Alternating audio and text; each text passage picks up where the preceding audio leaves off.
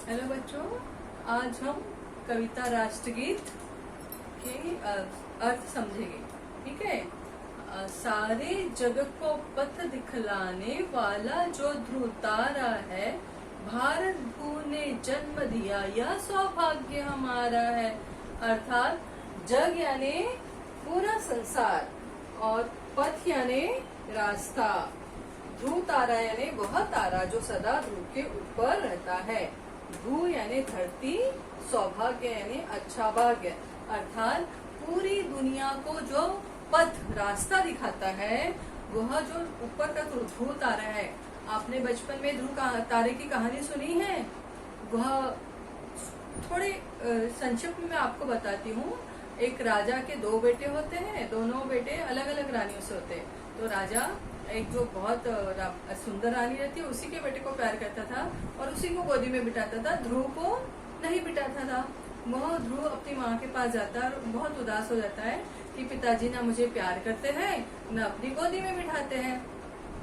तब उसकी मम्मी समझाती है, बेटा तुम जो ऊपर भगवान रहते हैं उनकी खूब प्रार्थना करो, पूजा करो, ध्यान में बैठो, और जब वो वरदान देंगे तो तब तुम उनसे यही मांगना कि मेरे पिताजी मुझे गद्दी नहीं देते तो मुझे अच्छी गद्दी दे। तब ध्रुव खूब तपस्या करता है। भगवान खुश होकर उसे कहते हैं कि अभी तो तुम राजा बनके अच्छे अच्छे काम करो, प्रजा की सेवा करो, उसके बाद तुम क्या होंगे, अमर रहोगे, यानी कभी नहीं मरोगे, ध्रुव तारा बनके ऊपर आसमान में चमकोगे। तो कवि कह रहे हैं कि वह जो ध्रुव तारा है, ऐसा ध्रुव तारे ने कहाँ जन्म लिया है? भारत में, भारत की भूमि पर, भू यानी हमारी धरती पर जन्म लिया है। और यह हमारे लिए सौभाग्य की बात है। सौभाग्य यानी अच्छा भाग है, जिसे हम इंग्लिश में कहते हैं गुड लक। तो यह हमारे लिए बहुत गर्व की बात है, अच्छे भाग्य की बात है कि ऐसी जगह हम पैदा हुए हैं। धूप खुली है, खुली हवा है, 100 रोगों की एक दवा है, चंदन की खुशबू से भीगा भीगा आंचल सारा है। अब हमारी धरती में क्या है? खूब धूप निकलती है, सब जगह धूप फैलती है, सबको धूप मिलती है, हवाएं मंद मंद भीनी भीनी हवा बहती रहती है, और उससे हमें क्या होता है, बहुत सारी बीमारियां नहीं होती है। ताजी ताजी हवा में और धूप में बैठने से बहुत सारी बीमारियां भाग जाती है। और हर जगह चंदन, मालूम है ना, जो लकड़ी होती है, चंदन की लकड़ी होती है, चंदन का पेड़ होता है, उसमें भीनी भीनी बहुत सुगंध आती है। और एक पेड़ के कारण आजू बाजू के जो चंदन के दूसरे सादे पेड़ होते हैं, उनमें भी चंदन की खुशबू फैल जाती है। और आंचल यानी कि जिस प्रकार माँ का पल्लू होता है ना, तो वो छोटे बच्चे मम्मी का पल्लू पकड़ पकड़ के जाते हैं, उसे कहते हैं, वैसे ही कहते हैं कि वैसे ही चंदन की खुशबू से पूरा वातावरण क्या हो गया है, सुगंधित हो गया है। ऐसी जगह हमने जन्म लिया है। जन्मभूमि से बढ़कर सुंदर कौन देश है इस धरती पर, इसमें जीना भी प्यारा है, इसमें मरना भी प्यारा है। अब जन्मभूमि यानी जहाँ हम पैदा होते हैं। जैसे हम लोग भारत में पैदा हुए, तो हमारी जन्मभूमि क्या है? भारत। तो जन्मभूमि से बढ़कर हमारे लिए कोई भी धरती नहीं है। हमें अपने देश पर, हमारे जन्मभूमि पर बहुत गर्व होना चाहिए। और इसके लिए अगर हमें मरना भी पड़े, हम तो इसमें जी रहे, हम खुशी खुशी भारत में रहते हैं, हम उदास नहीं रहते कि अरे हमारा जन्म भारत में हुआ है। हमें बहुत गर्व है कि हम इतने अच्छे देश में पैदा हुए हैं। परंतु किसी कारणवश हमें इस अपने देश के लिए कुर्बानी करना पड़े, मरना पड़े। जैसे कि सैनिक लोग बॉर्डर पे खड़े हैं, कितना भी कोरोना वायरस आए, पाकिस्तान ने लड़ाई की, चीन ने, किसी ने भी कुछ भी किया, हमें क्या करना है, उसका डट कर सामना करना है, मुकाबला करना है और उस अपने भारत की रक्षा करना है। अगर इसके लिए हमारे प्राण भी न्यौछावर हो जाते हैं तो कोई हमें डर की बात नहीं है, हम घबराएंगे नहीं, खुशी खुशी उसके लिए मर भी जाएंगे। चाहे आंधी शोर मचाए, चाहे बिजली आंख दिखाए, हम न झुकेंगे, हम न रुकेंगे, यही हमारा नारा है।